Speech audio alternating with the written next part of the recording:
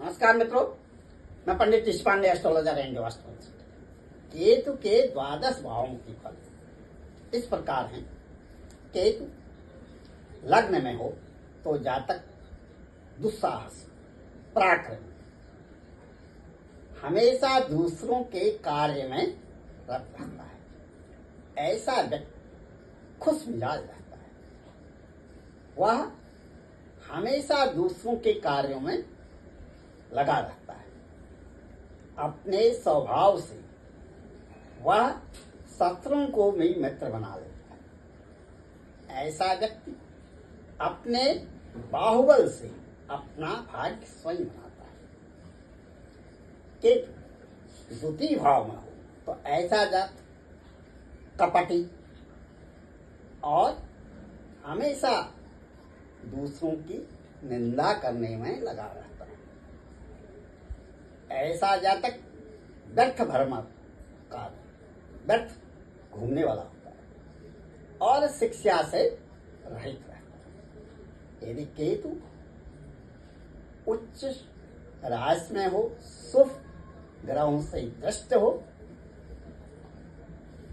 उदाहरण के लिए केतु यहाँ धनु राशि का हो तो आदमी को उच्च शिक्षा देता है, विदेश गमन के योग देता है। विदेश में वह नौकरी करेगा तो उच्च नौकरी करेगा, व्यापार करेगा तो उच्च कोटि का करेगा। और प्रायः देखा गया है जिसका उच्च का केतु होता है वह इंडस्ट्री अवश्य लगाए। केतु तृतीय भाव में हो तो जातक की बंद बांधवों से अच्छी मित्रता रहती है। वह अपने बाहुबल से अपना भाग्य स्वयं बनाता है। उसकी यश कीर्ति संसार में दूर दूर तक फैली रहती है। वह उच्च शिक्षा प्राप्त करता है। ऐसा व्यक्ति राजपूज्य होता है। राज्य द्वारा उसको आदर व सम्मान मिलता है।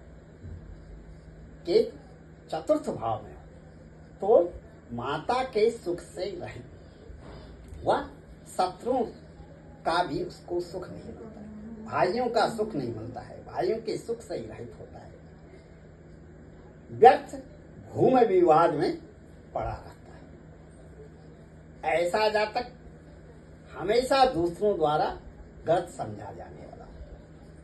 यदि केतु शुभ दृष्ट हो, शुभ ग्रहों से उच्च का हो तो राज्य द्वारा राज पूजनीय होता है, आदर दिया जाता है उसको। राजनीति में जाएगा तो उच्च पद प्राप्त करेगा, जैसे चीफ मिनिस्टर बन जाएगा, होम मिनिस्टर बन जाएगा, प्राइम मिनिस्टर बन जाएगा, प्रेसिडेंट बन जाएगा। इस प्रकार के पदों को केतु यदि उच्च का है तो दिलाता है, निम्न का है तो आदमी के धन को खर्च करा देता है, अपव्यय करा देता है उसका। केतु पंचम भाव में तो आदमी शिक्षा से रहित होता है। उसको पुत्रों का भी सुख नहीं मिलता है, पुत्र सुख से रहित होता है। निंदक स्वभाव का होता है, व्यर्थ भ्रमणकारी होता है, हमेशा दूसरों द्वारा गलत समझा जाने वाला होता है। ऐसा व्यक्ति दूसरे लोगों पर दोषारोपण करता रहता है, उनकी निंदा करता रहता है। इसलिए समाज में उसकी स्थिति ठीक नहीं मानी जाती। केतु षष्ठ भाव में तो आदमी रोगों से रहित होता है, वह बलिष्ठ होता है, शत्रुओं का दमन करने वाला होता है। ऐसा जातक अपार धन प्राप्त करता है, उच्च कोटि के उसके पास वाहन होते हैं, हमेशा दूसरों के कार्यों में लगा रहता है, शुभ कार्य उसके घर में होते रहते हैं। केतु सप्तम भाव में हो तो ऐसा जातक जहां कहीं भी जाएगा वहीं पर अपमान सहन करेगा। उसकी पत्नी जो होगी झगड़ालू और व्यर्थ में बात बात पर लड़ने झगड़ने वाली, उसके कमर में दर्द रहेगा। ऐसे व्यक्ति के मुंह में वर्म होता है। ऐसा व्यक्ति उदर रोग से पीड़ित रहता है। अपने धन का स्वयं नाश करने वाला होता है। केतु अष्टम भाव में तो आदमी को पाइल्स का रोगी बना दे। प्रायः देखा गया है 100% जिसका अष्टम केतु होता है, बवासीर का रोग उसको 100% होगा। अल्पायु होगी। ज्यादातर अष्टमस्त केतु दुर्घटना का द्योतक होता है। आदमी की मौत भी देखी गई है 98%, जिसका अष्टमस्त केतु होता है, एक्सीडेंटल मौत ही होगी। केतु दसम भाव में हो तो आदमी व्यर्थ भ्रमणकारी होता है, अपने पिता के धन का नाश करने वाला होता है। वह संतान सुख से भी रहित होती है। संतान उसके काम नहीं आती है। संतान है तो तब भी उसके दुख में सुख में वह काम नहीं आएगी। संतान से उसके मतभेद बने ही रहेंगे। ऐसा जातक हमेशा दूसरों द्वारा गलत समझा जाने वाला होता है।